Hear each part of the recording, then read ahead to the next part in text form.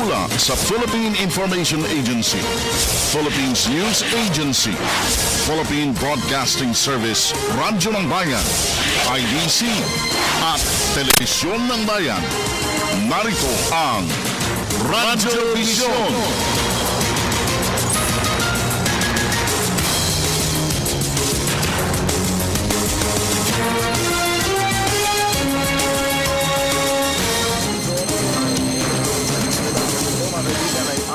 Miyerkules, ngayon ay July 13, 2016. Muling sumasa inyo ang programang Radyo Vision sa Media ng Bayan. Sa pangalan po ni Camp Francis Cancino, magandang umaga po sa inyo lahat. Ako po si Alan Alianique.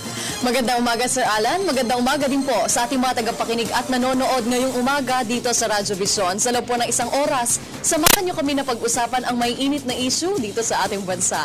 Live po kaming napapanood ngayon sa PTV4 at IBC 13. Live streaming naman po sa www.ptvnews.ph at maaari nyo rin pong i-download ang aming PBS Radio app o PBS Rap sa inyong mga app store. At kung gusto nyo naman po na makilahok sa aming talakayan at pagbati, maaari kayong mag-text sa 0922-358-2679. At siyempre mga kaibigan, kami ho ay maaari nyo ring mapakinggan sa pamamagitan po ng www.pbs.gov.ph. Ulit, www.pbs.gov.ph. Pag nagbukas na ho yung page na yan, pakiclick nyo lang yung buton ng DCRB, Radyo ng Bayan, Metro Manila. Saan man ho kayo naroon sa buong mundo, maaari nyong masubaybayan ang Radyo ng Bayan.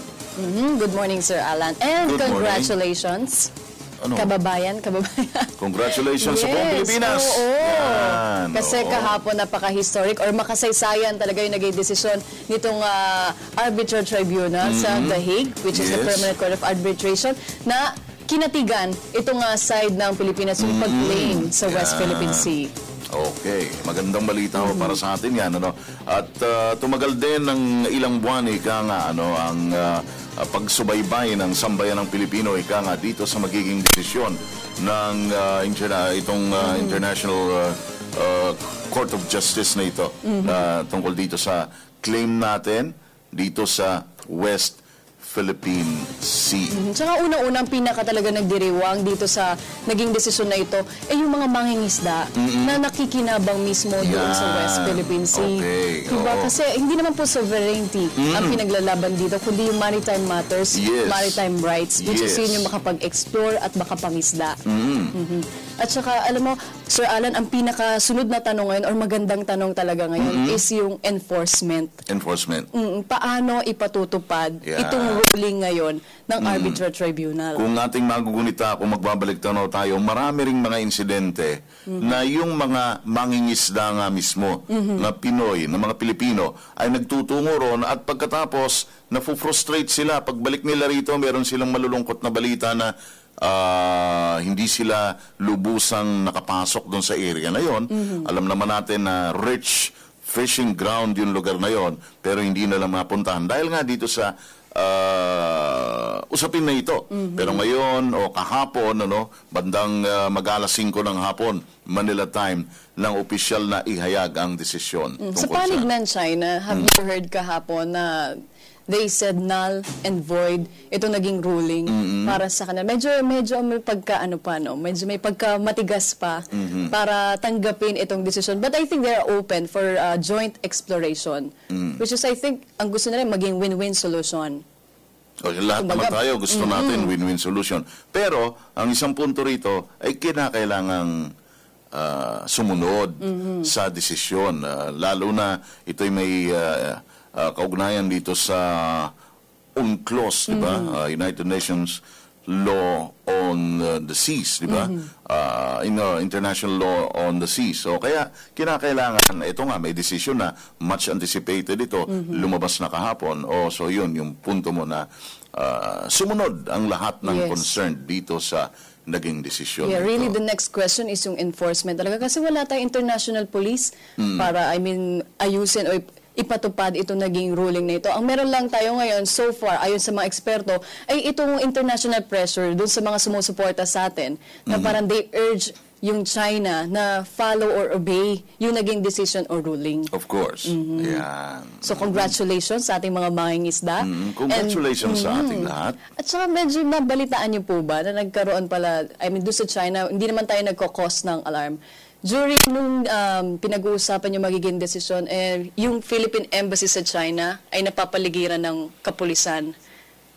Although wala namang kahit anong gulo or protesta, but then nagpahiwatig pa rin ng DFA sa mga publiko or sa Pinoy natin sa China na mag-ingat, maging updated sa news. Alam yung mga numbers na tatawagan, sakali magkaroon man ng, we don't know kung anong pwede mangyari or kung anong pwedeng gawin ng mga, well, we're not accusing naman. Ang point doon yung pinaalalahanan din yung mga kababayan natin na umiwas na sa mga maiinit na diskusyon, yung mga kababayan natin doon sa China. Umiwas na sa mga maiinit na diskusyon. Political issues. Diyan sa usapin na yan. Para lang makaiwas, para lang maging mapayapa after nitong lumabas yung desisyon ng arbitral tribunal. Okay, ang oras po natin sa buong Pilipinas, ito po ang Philippine Standard Time, 6 minutes na makalipas ang alas 6 ng umaga.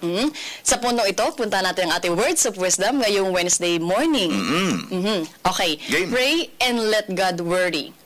Sa Tagalog po, manalangin at hayaan ng Diyos na mag-alala sa iyong problema mula kay Martin Luther. Maraming salamat, Kuya Martin Luther. Yan. So, hayaan natin ang Panginoon. Kumbaga, huwag tayong mag-alala. Ipaubaya natin sa Diyos. Di ba? Kumbaga, parang ikaw ang kumilos, gawin mo ang lahat, basta nasa tama, and then hayaan mo na si God or ang ating Panginoon na, ilagay lahat. Yung, tiwala lang, di ba? Tiwala, yan. Ganun yun. Tiwala sa Panginoon. Ako gusto ni Ka Francis yung mga ganyan usapin eh. Alin, yung tiwala? Tiwala, maging makadiyos. Sorry Ka Francis, makadiyos. Gising na yun, nagkakape habang nanonood sa atin.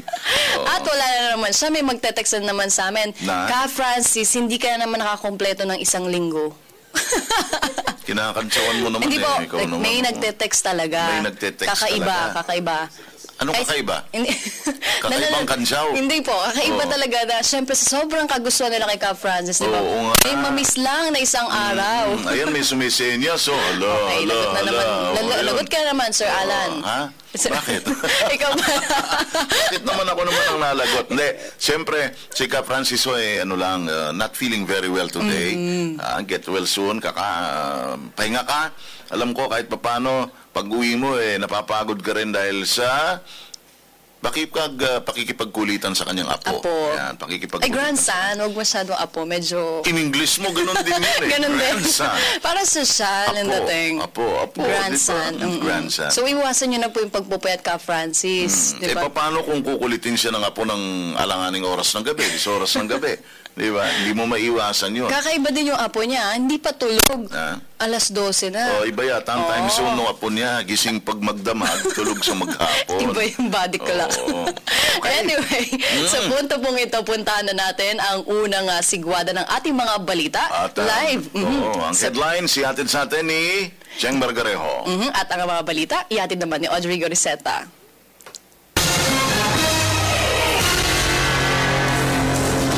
Narito na ang may init na balita dito sa Radyo Vision. Permanent Court of Arbitration nagdesisyon pabor sa Pilipinas sa issue ng West Philippine Sea. 40 Abu Sayyaf patay sa operasyon ng militar sa Basilan at Sulu. At mga transportation terminals magkakaroon ng mabilis at libreng Wi-Fi services. Magandang umaga, Luzon, Visayas at Mindanao. Nagdesisyon pabor sa Pilipinas ang Permanent Court of Arbitration sa The Hague, Netherlands. Matatandang nagsampa ng kaso ang Pilipinas laban sa China dahil sa patuloy na reklamasyon at konstruksyon nito sa West Philippine Sea. Ayon sa Arbitration Court, walang historic title ang Beijing sa West Philippine Sea. Nilabag din naman ng China ang sovereign rights ng Pilipinas sa exclusive economic zone. Sa iba pang balita, maglalabas ang Malacanang ng isang memorandum order para ipaimbestiga ang mga opisyal ng mga lokal na pamahalaan na may pataas na insidente ng droga. Paliwanag ni Presidential Spokesperson Ernesto Abella, ito rin sunod pa rin sa mas pinaigting na kampanya ng Administrasyong Duterte laban sa iligal na droga. May report si Rocky Ignacio.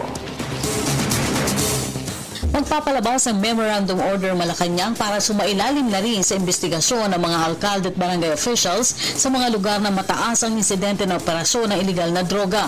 Ayon kay Presidential Spokesperson Ernesto Abella, alinsunod pa rin ito sa pinalakas na kampanya ng Duterte Administration kontra droga. Inihahanda na rin ang Regional Rehabilitation Centers dahil na rin sa pagsuko sa pulisya ng mga drug users at pushers kung saan libo-libo na ang sumuko bago pa man maupo sa pwesto si Pangulong Rodrigo Duterte. Regarding the campaign versus illegal drugs, there are plans to set up regional rehabilitation centers for rehabilitation of drug users. Also, a memorandum, a proposed memorandum to barangay captains and mayors of places with high incidence of drugs that they may be investigated for serious neglect of duty if found to have neglected their tasks. Samantala, ipinagtanggol rin ni Abella ang naging pahayag ni Solicitor General Jose Calida na ituring na isa umanong arugante kaugnay na isinulong na investigasyon ni Senator Laila De Lima sa serya ng pamamaslang sa mga pinaniniwalaang sangkot sa iligal na droga. The word is not really arrogant. I believe the Solgen is simply exercising his right, his duty as Solicitor General and lawyer for the government of the Philippines to make sure that all things are processed properly and the police come under his purview. So he was simply speaking for and in behalf of his authority and right to be able to exercise his role. Pinaliwanag na rin ni Abella na mahigpit ang direktiba sa PNP na huwag abusuhin ang kanilang tungkulin kaugnay ng kampanya kontra iligal na droga. Sa report ng PNP, umabot na sa mahigit 100 ang napaslang na drug suspects sa loob ng 3 buwan. This being a situation right now, continually they're being reminded that everything must go through due process. There must be regularity in the carrying out of their efforts. Rocky Ignacio para sa PTV News. Suportado ni Vice President Leni Robredo ang Administrasyong Duterte sa paglaban sa krimen at ipinagpapawal na gamot basta't naaayon ito sa ating batas.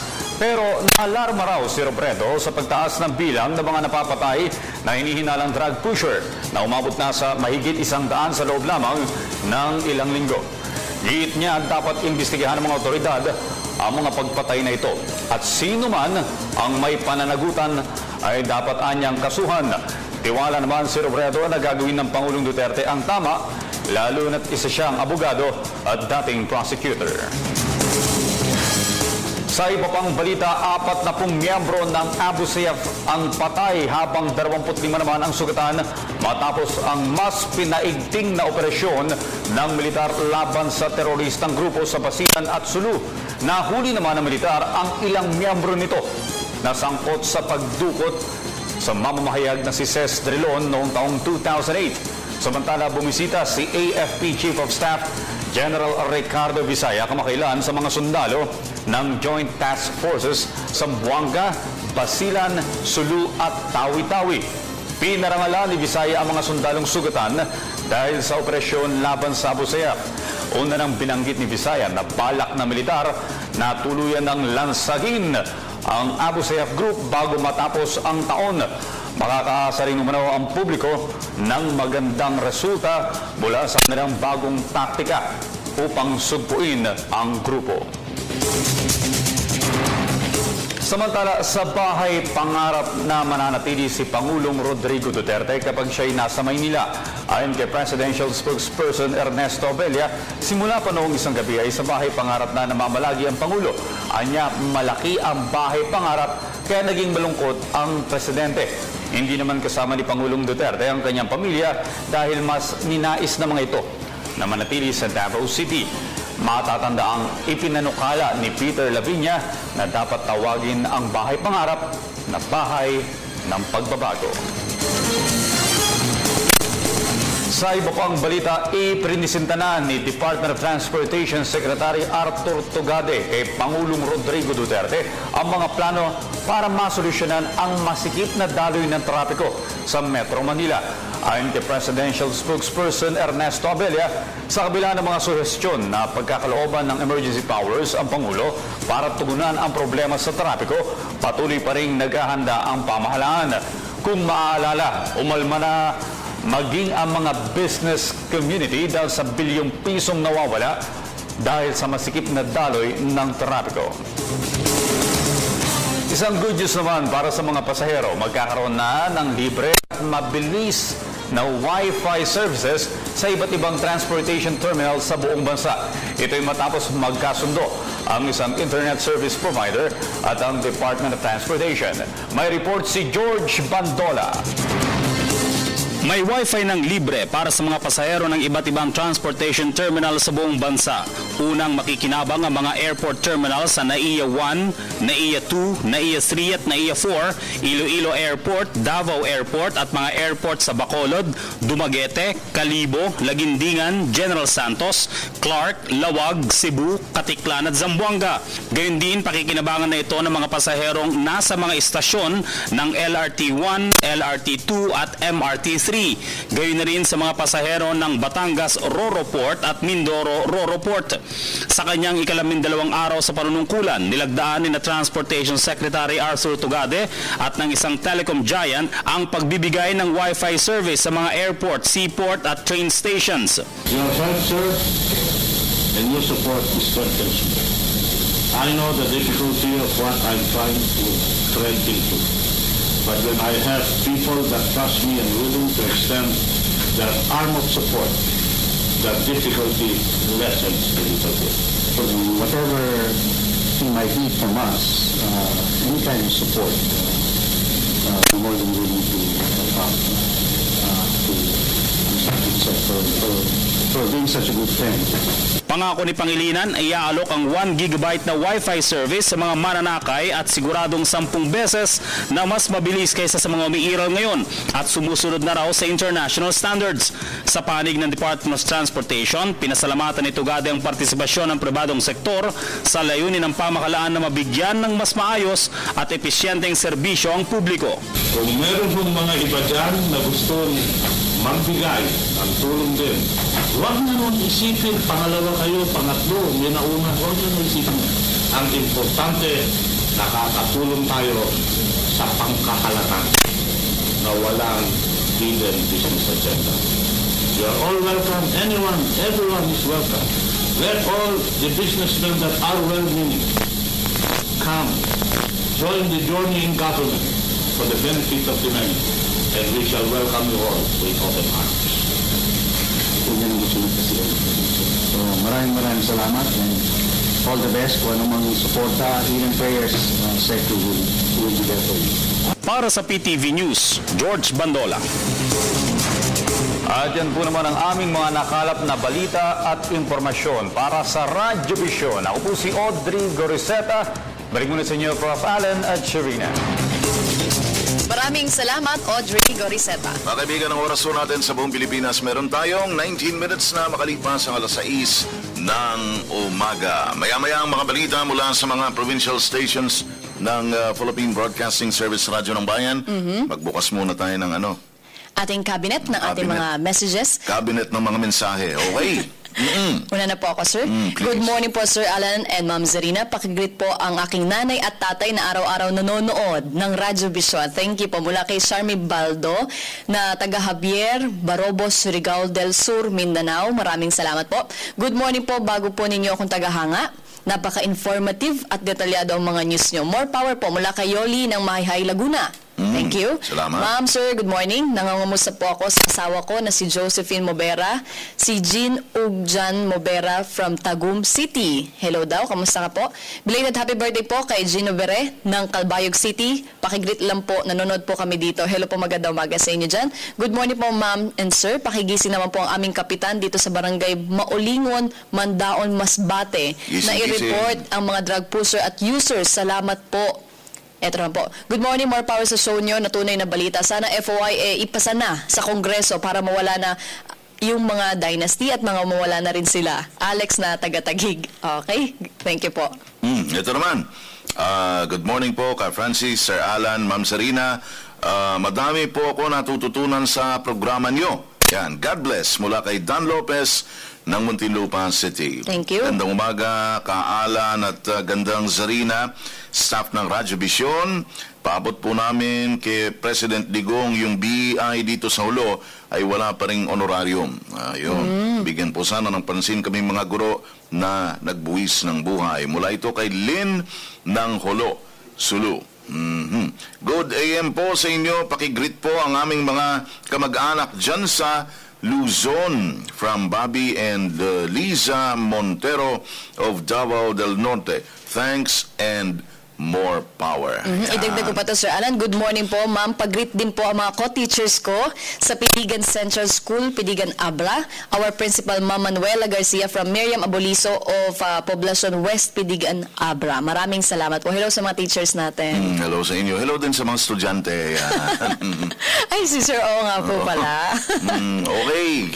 Sa puntong ito mga kaibigan, ang unang sigwada ng ating mga provincial reports. Stand by! Bayan Patrol Report! Unahin na natin, Sir Alan, ang Iloilo Radyo ng Bayan kasama si JP Hervas. Magandang umaga, JP. Konektado ka. Mayong aga, Sir Alan at Ma'am Sharina, isang all-girl advocacy concert na pinamagatang Power Pop Pinay ang idinaos ng Commission on Population Western Visayas kahapon sa University of Antigua Sibalom Campus bilang bahagi ng pagdiriwang ng 2016 World Population Day. Ayon kay Popcom 6 Director Harold Alfred Marshall, sentro ng naging selebrasyon ng 2016 World Population Day sa rehiyon ang mga teenage girls kasunod ng patuloy na pagtaas ng bilang ng kaso ng teenage pregnancy sa bansa. Ayon sa Popcom, kailangan na maipakita ang suporta sa mga babaeng kabataan, lalo na marami sa kanila ang vulnerable sa maternal mortality, HIV at AIDS. Dagdag ng Popcom, 10% ng populasyon ng bansa ang kinabibilangan ng mga teenage girls at isa sa bawat 10 sa kanila ang may anak na. Dahilan kung bakit dapat na mabigyan ng aksyon ng mga ahensya ng pamahalaan at civil society organizations. Dagdag pa ni Marshall, batay sa report ng Department of Health, 15% ang teenage pregnancy rate ng Kanlurang Visayas noong 2015 at isa ang Western Visayas sa 5 rehiyon sa bansa na nakapagtala ng pinakamataas na kaso ng teenage pregnancy. Samantala, ang Pilipinas ang tanging bansa sa Asia Pacific na umakyat ang bilang ng teenage pregnancy sa loob ng nakaraang 2 dekada. Mula sa Iloilo para sa Radio Vision, JP Hervas, Media ng Bayan. Maraming salamat, JP Hervas.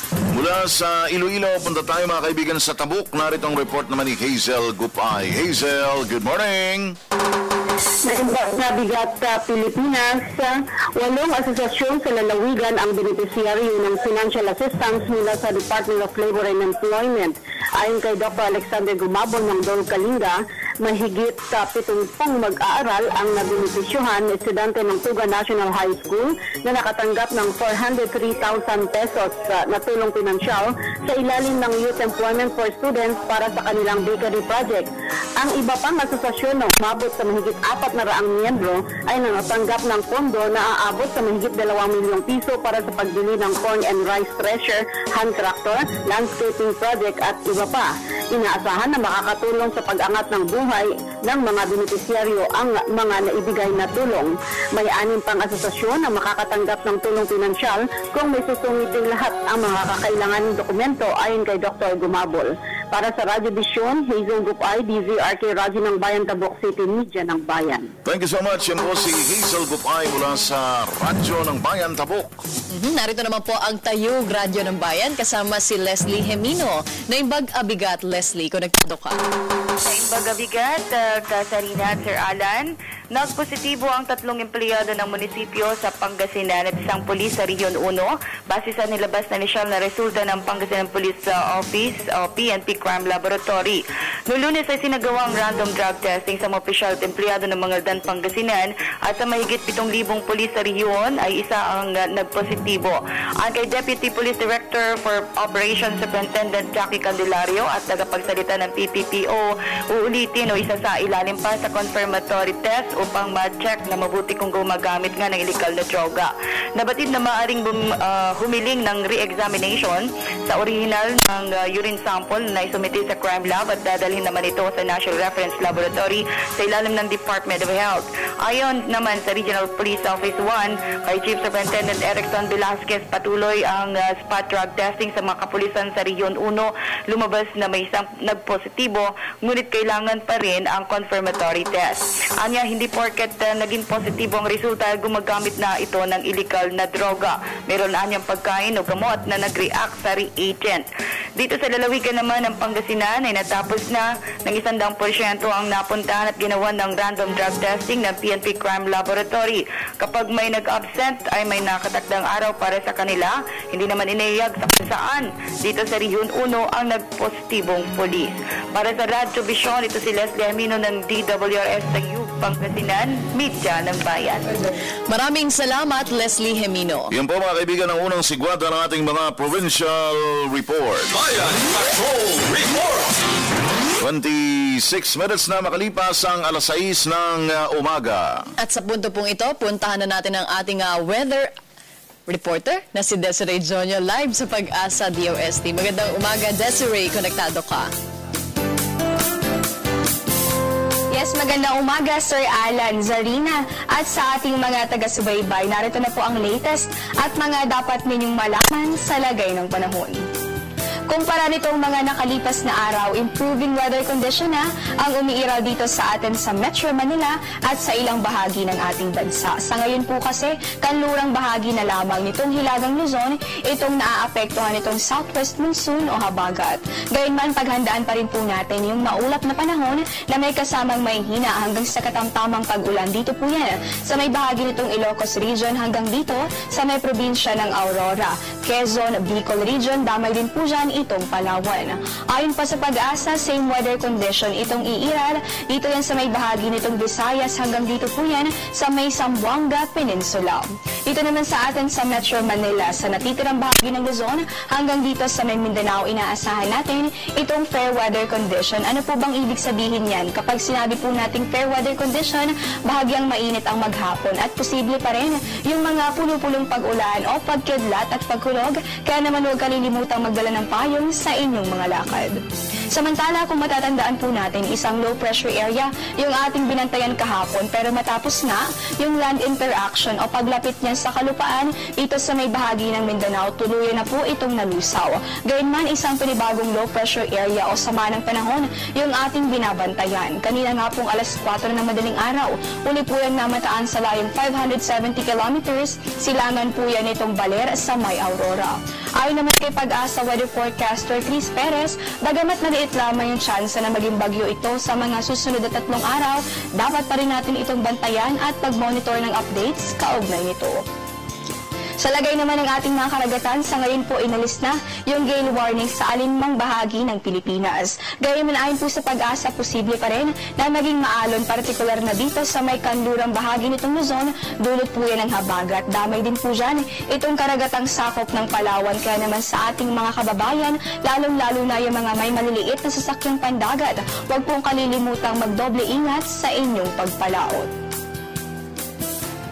At yan po mula ang latest mula rito sa Pag-asa DOST. Ito po ang Panahon TV kung saan walang pinipiling panahon ang pagbibigay impormasyon. Ako po si Desiree Jonio, Media ng Bayan. Maraming salamat, Desiree Jonio. Okay, ang oras po natin sa buong Pilipinas, mga kaibigan, meron tayong 29 minutes na makalipas ang 6:00 ng umaga. Bigyan pa natin ang ilang mga messages mula sa ating mga taga subaybay. Okay. Marami Good ka pa morning. dyan. Marami. Good morning po, Ma'am Zarina and Sir Alan from Christian and Chloe. Dito po sa Davao, everyday po kayo ang pinapanood namin. Halos buong subdivision po. Thank you so Uy, much. saan subdivision yun? Sa Davao daw po. Oy, magandang umaga po sa inyo dyan. Magandang umaga, mga ka-Radyo Vision. Palagi po kaming nanonood ng programa nyo. Binabati ko po pala ang Balugtod family dito sa Samar. Good morning po sa inyo. Good morning din po sa inyo dyan. Magandang umaga, mga ka-Radyo Vision. Palagi po kaming nanonood sa programa nyo. Binabati ko pala ang mga taga Samar. Iisa lang din pala yun. Gandang umaga, Sir Francis, Ma'am Zarina, Sir Alan. Binabati ko po mga tropa ko dito sa Zamboanga City. Nanonood po sila from Jeric Bulanday ng Zamboanga City. Magandang umaga po sa inyo. Good morning. Si Mark Villaruel po ito ng Novaliches, Quezon City. Ma'am Zarina and Sir Alan, mabuhay po ang PTV4. Maraming salamat po. Okay, dagdag na mga messages mga kaibigan. Ito po, Good AM. This is Melody from Valencia, Bukidnon. Just trust in God. We know that He is the provider. Pakigreet po Acosta family from Valencia, Bukidnon. Ayan. Good AM, Sir Alan. Pwede ba, sir, pakisabi sa GSIS Manila na hanggang ngayon hindi ko pa natatanggap ang aking pensyon. 5 months na, Sir Alan. Galing kay Mr. Kadil ng Holo, Sulu. Yan, paparating ho natin.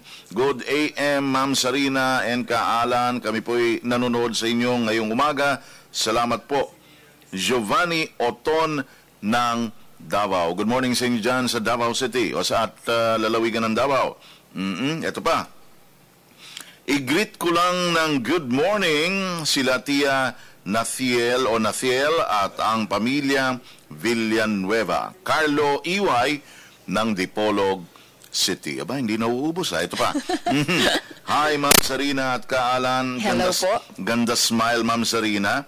Pakibati naman po, SP Boni at Cristina Henson Fernandez ng Mariveles, Bataan. Yan. Ito, dagdag ko pa po, Sir Alan. Good morning po, Radyo Vision. Sana po maging maayos ang negosasyon ng Pilipinas at China sa West Philippine Sea from Matt Zosa, Davao City. Thank you. Good morning, pabati kay Jessel from Dumaguete City. Good morning po from Tacloban City. Hello po sa inyo dyan. Good morning po, lagi ko nanonood sa inyo, taga mga Tarem, Pangasinan Poco. God bless po sa inyo at good morning. Maraming salamat po. And good morning, Sir Alan. Ma'am Zarina from Cadiz City, Negros Occidental. Si Totong Gardianat po. Maraming salamat po. Actually, continuous yung coming ng mga texts. Oo, tuloy-tuloy lang. So, mamaya-maya, pagbibigyan pa natin yung ilang mga text messages, ang pakakisuyo lang natin, of course, doon sa mga nagte-text sa atin. May mga pagkakataon, madalang lang naman, may mga pagkakataon na hindi po namin nababasa ang inyong mga mensahe. Konting pangunawa po at pag minsan ho'y talagang kinakapos sa oras at sinisikap naman po na mabasa rin the next day, the soonest possible. Yun hong mga text messages na hindi agad nababasa. And nakakatuwa dahil hindi lamang mga pagbati yung pinapadala ng ating mga nakikinig, manonood, kundi yung mga issues talaga na dapat talagang pagtuunan ng pansin ng ating mga kababayan. At sana nga dito yung kapapanalo lang natin sa desisyon na itong sa West Philippine Sea. Yan. At saka nakakatuwa na gaya ng pakiusap natin palagi, paki-indicate naman yung pangalan at location, di ba? Para at least nakukumusta natin yung mga nanonood at nakikinig sa atin.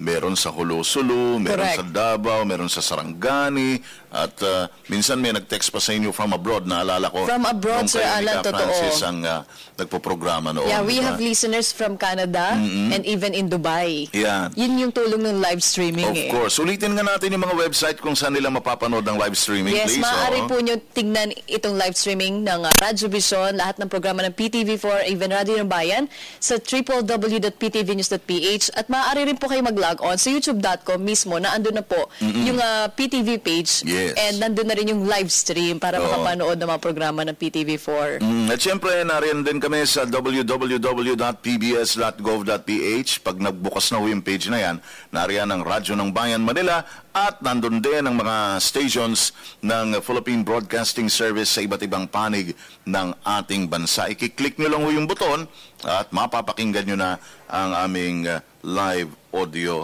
streaming. At para na rin doon sa mga kababayan natin na ginagawang radyo ang kanilang mga smartphones. Siyempre, nandyan po ang PBS Radio application o PBS Rap. Pag na-download nyo na yan, pwede nyo na kaming mapakinggan. Basta kayo ho'y nasa isang Wi-Fi zone or kayo naman ay nasa o meron hong data plan yung inyong mga smartphones. Actually, nasa buwan ko na yan, Sir Alan, and malinaw Oh, malinaw na malinaw. At saka yung sa smartphone kasi, lagi itong dala ng mga tao. So talagang parang kahit saan, dala-dala nyo na rin yung radyo ng bayan. Kesa magdala sila ng transistor radio, magdala sila ng smartphone. Yes, correct. Maaari nilang mapanood kung may active internet connection sila, PTV, at maaari din nilang mapakinggan ang radyo ng bayan. At dahil sa ating mga sinasabi, Sir Alan, napupuno na naman ako ng text. Ayan na. Pwede po ba ako magdagdag? Sige, Eto dagdag. po, good morning, Ma'am Zarina, Sir Alan, Ka Francis, binabati ko po mga tropa ko dito sa Zamboanga na nanood sa inyo from Jeric Bulanday, Zamboanga City. Hello po. Vivian Pardinas ng Canada. Ito na po ang sinasabi nyo, sir. Sana po mabigyan ng pansin ang aming mga reklamo about sa Balikbayan Box at sa custom kay President Duterte. Salamat po. God bless from Vivian Pardinas ng Canada. Hello po sa inyo dyan. Canada. Magandang umaga po. Lang, ano, malapit lang. Isang jeep lang daw. Magandang umaga po. Tumbling lang. Na. Magandang umaga po. Madalang ako manood sa inyo. Pero tuwing nanonood ako, nakakalimutan ko mga problema ko. Wow. Salamat at sumainyo ang pagpapala ng dakilang lumikha. Ako po si Sharon Adriano ng Pampanga. Pakibati na lang ang anak ko. Siya si Christine Victa. Kumakain siya ngayon habang nanonood. Oy, hello po sa inyo. Oy, Maya Payabak. Magandang umaga. Doon sa Kapampangan, tiga Pampanga. Nakakawala daw tayo ng problema. Nakakahiya naman. Nakakahiya. Nakakatawa siguro ang mga itsura natin. Kaya wala problema. Okay. Sa puntong ito mga kaibigan, bigyan muna natin ang ating mga regional updates. Bayan Patrol Report! Ang Palawan Radyo ng Bayan kasama si Damian Lacasa Jr. Magandang umaga, Damian. Konektado ka. Yes, maraming salamat. Magandang umaga, Pilipinas. Daan-daang residente dito sa lungsod ng Puerto Princesa nagtungo sa NBI para magsampa ng kaso laban sa Brilliance Investment Company matapos mabigo ang kumpanya na magpalabas ng pera para sa pag-pay-out ng mga naglagak ng investment dito.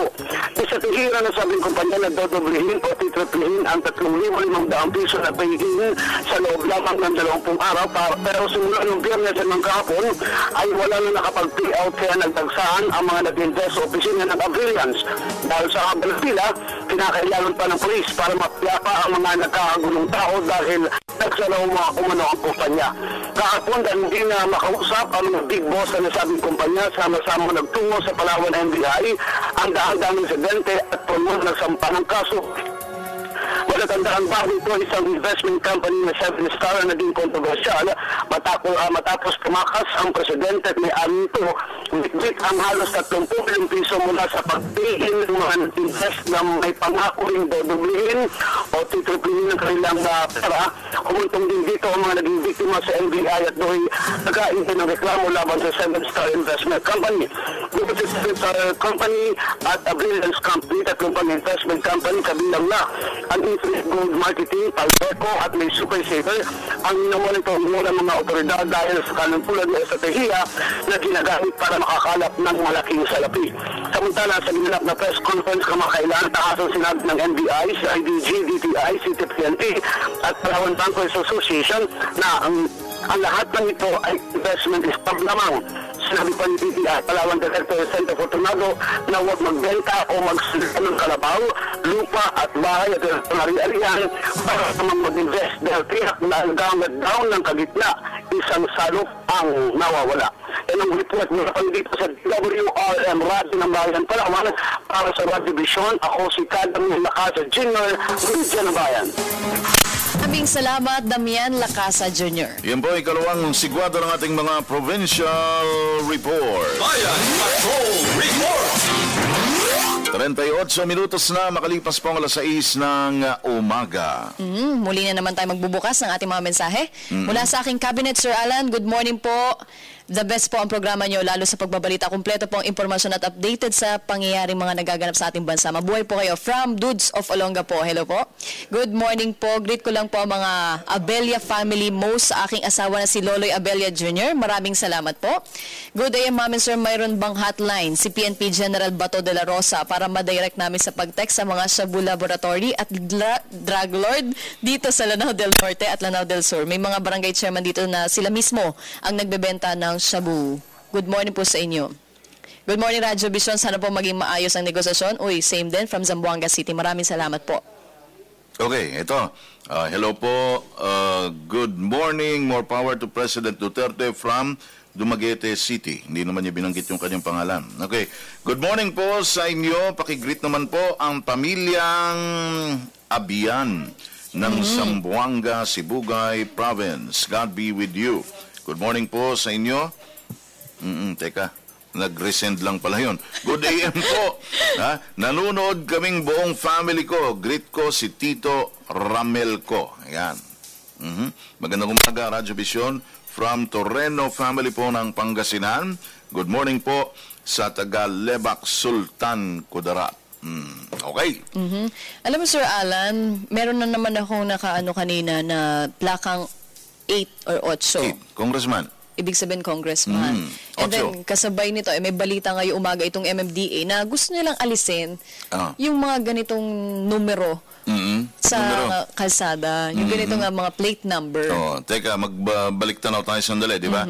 Sabi nga ng sabi ng LTO, kasi nung panahon ng kampanya, di ba, maraming gumamit ng mga Duterte plates. Duterte. As in DU30, tama po ba? DU30.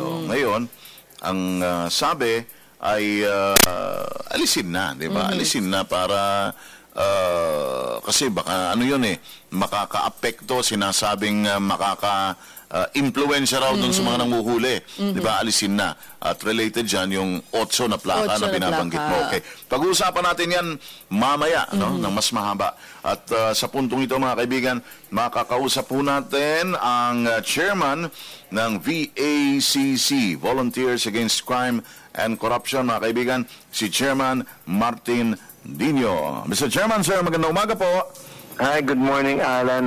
Good morning, Selena. Magandang umaga po sa ating mga tagapakinig. Good morning po, Chairman Martin. Kukunan po namin, pag-usapan po natin ngayong umaga ay ang paglaban sa krimen at illegal na droga. Para po sa VACC, ano po ba ang reaksyon nyo na ngayong mas pinalakas na itong ating anti-drug and crime operations? Actually, natutuwa tayo dahil sa ngayon siguro mga 15 days pa lang yung ating Pangulo, pero naramdaman na natin agad ang pagbabago, lalo-lalo na sa amin dito sa Barangay San Antonio at sa mga barangay dito sa buong Metro Manila na yung mga user at saka yung mga street pusher nagpupuntahan na sa ating mga barangay hall o sa ating presinto at talagang gusto na nilang sumuko at yung iba mga nagpaparehab, kaya nga dito sa Quezon City mukhang mapupuno ang ating rehab center. Dahil nung isang araw lang 700 ang ngayon lang papunta ako mamaya ng DILG at makikipag-coordinate ako sa ating bagong DILG secretary, si Mike Sueño, para doon sa mga gustong mag-surrender sa DILG. At alam mo ngayon, ang nagtatago ngayon ay ang mga puser at ang mga user, yung kanilang mga biniktima, sila ngayon ang hinahunting. Dahil pagka nahuli sila, 50,000 yan. Ngayon, yun namang mga big time drug lord, pag nadali sila, 3 milyon yan. So, yun, hindi biro yun, tuloy-tuloy yun. At sabi nga, talagang mararamdaman natin ang pagbabago ngayon at hopefully, magtuloy-tuloy ito. Ngayon, ang BACC naman, kami, tumutulong kami doon sa pangako ng ating presidente na 3 to 6 months. Pero, doon naman sa mga pulis na obvious ang pagkapatay doon sa mga biktima, humanda sila dahil hahabulin din namin sila. Kamukha ngayon, ang BACC, kami ang nag-a-assist doon sa mag-ama na pinatay sa loob ng presinto. Talagang papaimbestigahan namin ng gusto yan. At pag nalaman namin na talagang may involvement, kasi ngayon, free for all na unahan sila ngayon, yung mga andaming pulis, lalo na yung mga PO1. Ito yung mga involved sa bangketahan. Ibig sabihin, ito yung mga mahuhulihin ka, i-orbit ka o iikot ka, pagkatapos kokotongan ka at ang buong pamilya. Ngayon, ginagamit nila yung Operation Katok. Kasi lahat ngayon, kinakatok yung mga binigay ng mga barangay official na mga suspected pusher, tsaka suspected user, suspected criminal. Yung ibang mga walang hiyang pulis na ginagamit ito, ginagamit na panakot, ginagamit, ayaw pa rin nilang tumigil. Kaya yan, sunod-sunod na naman ang pulis na napatay. Ito yung, pero tignan nyo ang background check nitong mga napatay na to. Ito yung maraming kaso sa Napolcom. Ito yung mga maraming kaso sa na involved sila sa illegal drugs. Ito yung nagbebenta ng mga recycle.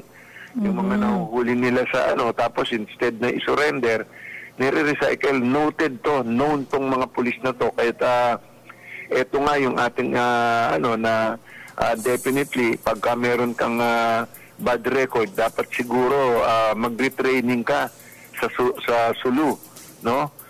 Tignan natin ang katapangan mo doon at yung kawalang hiyaan na ginagawa mo dito sa Metro Manila. So kailangan sila doon, no? Chairman? Teka. Biglang naging tut-tut-tut. Nako, naputol. Balikan natin, maya-maya si Chairman Martin Dino ng VACC. Marami pa tayong gustong itanong sa kanya. No? Of course, nariyan pa rin yung pagpapatupad ng curfew. Alam mo, napakatagal ng Chairman Chairman Martin Dino sa barangay dyan sa Quezon City. At gusto rin nating ma-share nila yung kanilang experience pagdating sa enforcement ng curfew. Diba, usually yan from 10 p.m. to 4 a.m. o to 5 a.m. Yung lalo mga na sa minor de edad. Oo, lalo na itong mga curfew para sa mga below 18 years old. Nakakailang kasi na, ito na, si Chairman Martin Dino. Chairman, good morning po, sir. Naputol po yung linya. Good morning po. Opo, meron po kaming gusto pang itanong din sa inyo. Halimbawa, napakahaba po ng experience ninyo bilang barangay chairman din po sa Quezon City. And of course, gusto naming ma-share din ninyo sa ating mga taga-subaybay yung naging experience po ninyo sa enforcement ng curfew para sa minors, para na rin mailigtas yung ating mga kabataan, lalo tigit sa mga masasamang elemento sa dis oras ng gabi. Chairman, please. Koreko, alam nyo, ang susi ng pagbabago talaga dito sa ating bansa ay nasa kamay ng barangay official yan. Dahil only in the Philippines na meron kang 42,000 barangay official. May 42,000 barangay. Meron kang more than 5 million na structured paid. Kasi bayad yan Meron tayong pondo ng 45 billion na pagagalawin mo sa buong Pilipinas. Kaya ang request natin na sana gamitin ng gusto ng ating DILG ang ating kabaranggayan.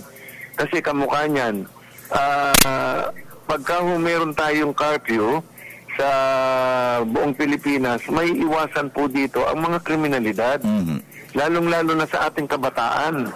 Mapoproteksyonan natin sila. Anong business nila para mag-standby sa lansangan? Samantalang dapat natutulog sila para in preparation para sa pag-aaral nila. No? At ito, I hope na magkaroon na din. Pero kami nung time namin, nung barangay captain ako, may sanction kami pagka yung barangay namin, napabayaan namin, sinususpindi kami ng ating DILG secretary. At halimbawa, pagka sinabi sa amin na i-report nyo lahat ng mga kriminal, lahat ng puser sa inyong lugar, at pag hindi nyo nagawa, sususpindihin kami. Minsan, to the point, natatanggalin kami sa aming pwesto. Kaya ngayon, lahat ng mga barangay official, tsaka yung mga kagawad nun, pwersado kami na talagang siguro I hope na pagka nagkaroon ng marching order ngayon ang ating pamahalaan, kikilos lahat ng barangay. Dahil siyempre, pag hindi ka gumalaw, tanggal ka sa pagiging barangay official mo dahil nakalagay po yan sa aming trabaho dito sa bagong local government code. Nakalagay yan. To perform other duty may be assigned by the Secretary of DILG or our President. Kaya siguro, kasi ang pulis hindi niya pwedeng utusan ng barangay captain. Hindi niya pwedeng utusan ng it's only the DILG and our President. Kaya once na siguro makakuha kami ng memorandum at saka talagang yan ay pag-uutos na at may sanction, palagay ko ubus yung mga yan. Dahil kamukha niyan, may mga barangay na hindi nagbibigay ng listahan ng mga puser. May mga barangay na hindi nagbibigay, dapat i-sanction yan. Dapat parusahan yung mga barangay na officials na nagtatago ng kanilang mga kriminal sa kanilang siyempre hindi natin na maaalis na meron dyan na nagkakadel o pinoproteksyonan nila yung mga bugok dun sa lugar nila. At saka siyempre sino nakakaalam na pati yung involvement ng kapulisan natin sa illegal drugs, kaming mga kapitan alam namin yan. Dahil ito yung mga nagbabangketa, ito yung mga manghuhuli sa barangay namin, tapos i-orbit, iikot lang yung nahuli ng mga pulis, tapos hihinga ng pera, yung pamilya. Hanggang ngayon, meron pa yan. Kaya samantalahin natin itong pagkakataon na to na isumbong natin dito sa ating istasyon, sumbong natin sa ating Chief PNP, itong mga pulis na, pero ilan na lang to kasi ito lang sa barangay ko, nagsialis na yung mga puser Dahil ngayon, ang humahanting sa kanila yung mga biniktima nilang user. Dahil pagka nahuli ka ngayon at naituro ka na puser ka, 50 milyon, 50,000 ang pabuya. Ngayon, pagka naituro ka naman na drug lord, ikaw yung nagdi-deliver ng kilo-kilong shabu dito sa barangay, 3 milyon yon. Kaya medyo pagkakakitaan ngayon sila. Payback time ngayon. Itong mga sumira, itong mga drug lord, tsaka itong mga puser na sumira sa kinabukasan ng mga bata at ng mga lahing Pilipino, buweltahan natin sila ngayon. Pero doon naman sa mga pulis na ginagamit yung pwesto nila para yung ng summary execution, nakabantay po ang BACC dyan. Kamukha ngayon, kami po yung tumutulong dito sa mag-ama na napatay sa Pasay. Opo. At doon po sa mga nabiktima ng pulis na sa tingin nila summary execution yung ginawa, nandito po ang BACC para tumulong at magpapaimbestiga kami. Yes, sir. Okay. No? Napakahalaga talaga ng role ngayon ng VACC as a watchdog or crime watchdog. Lalo na mas pinalakas talaga itong ating drug and crime operations, Sir Alan. Nako, Chairman. Kailangan kasi maramdaman ng ating sambayanan yung 3 to 6 months na pangako ng ating presidente at palagay ko naman naramdaman na natin kahit hindi pa siya umuupo bilang presidente. Nakita niyo naman ang dito lang sa Quezon City 700 yung sumuko. Ngayon 9:30 papunta akong DILG. Yes, sir. Kasi may mga pulis galing ng ibang lugar sa atin sa Pilipinas na gusto nilang sumuko sa ating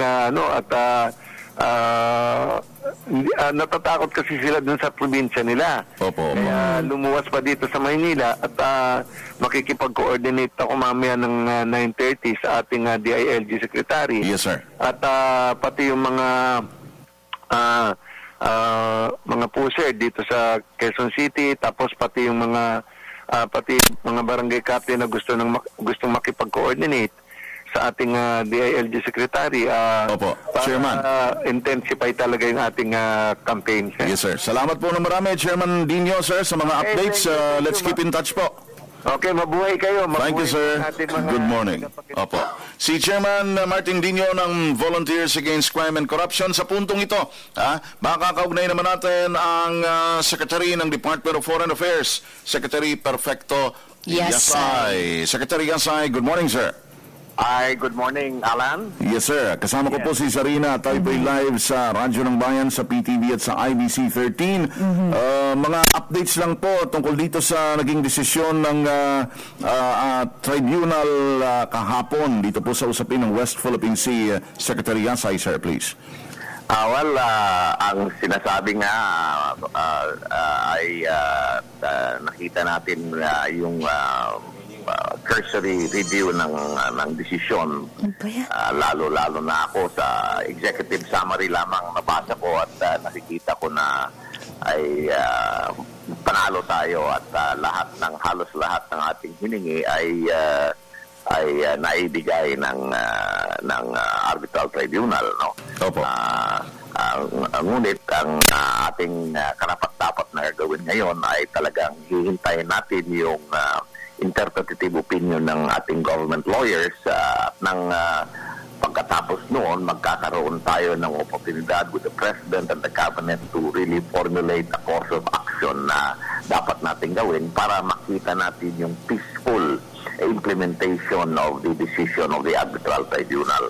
So yun ang hinihintay natin at I'm very happy, but yet at the same time we have to be reserved and magnanimous in our victory para hindi naman tayo ay makaka-create ng provocative situation. Our objective is to settle and resolve this issue in a peaceful manner. So handang-handa tayo makipag-usap sa China. Ako naman ay aalis papuntang Mongolia dahil mayroon tayong a very important summit conference doon sa Ulaanbaatar. At doon ay magkakaroon kami ng pagkakataon para makipag-usap din sa China at sa mga ibang interested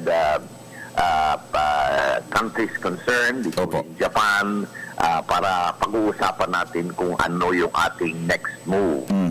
So, yan ang ating gagawin at nanawagan ako na sana naman yung ating kababayan ay dito sa ating panalo ay makakatulong tayo sa peaceful resolution of this conflict or dispute.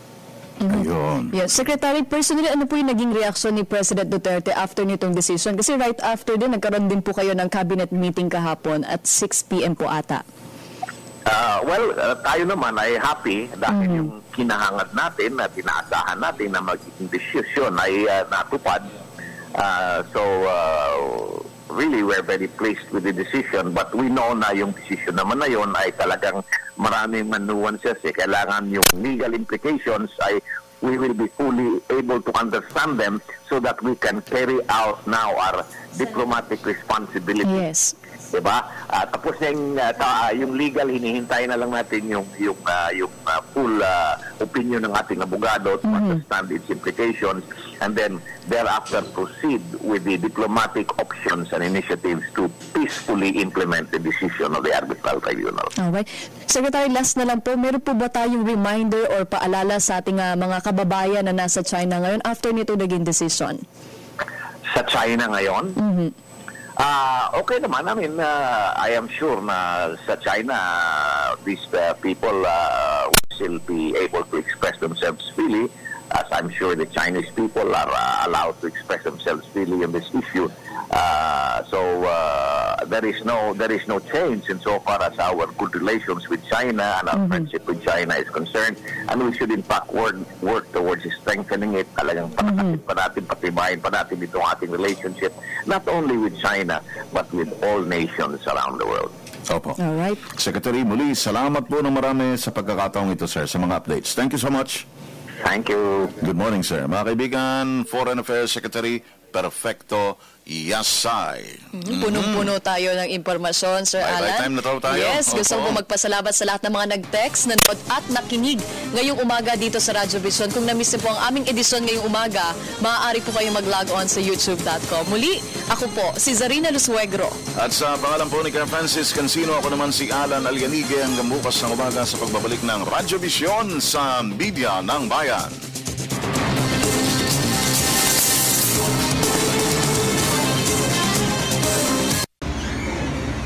Si Cathy San Gabriel, subscribe na sa PTV YouTube channel. I-click lang po ang subscribe button.